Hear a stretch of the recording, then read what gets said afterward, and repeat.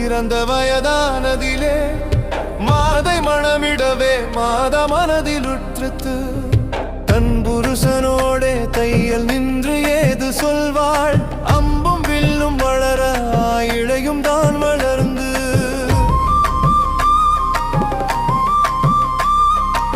பக்குவங்களாச்சே பைங்கிழிக்கு மாலையிட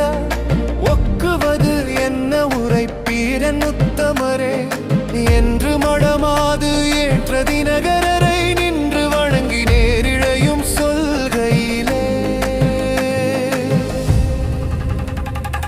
வில்லை வளைத்தல்லவோ மெல்லி மனம் சூடுவது வல்ல கலை கோட்டு மாமுனியைத்தான் வருத்தி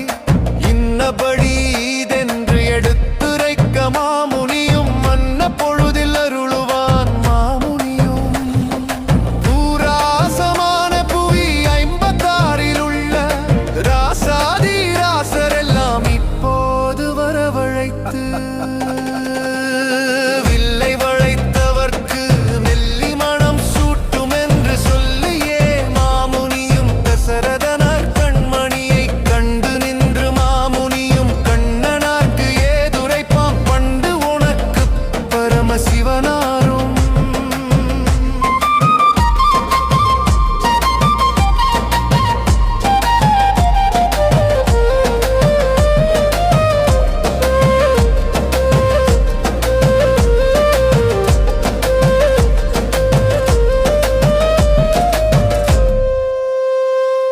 வில் வளைத்து மாலையிட விதியில் விதித்திருக்க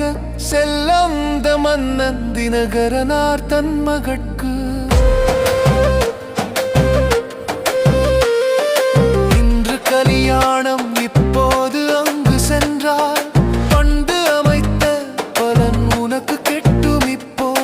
என்று கலை கோட்டு மாமுனியும் தானேகி சென்றாம் தினகரின் செல்வி மணந்தனிலே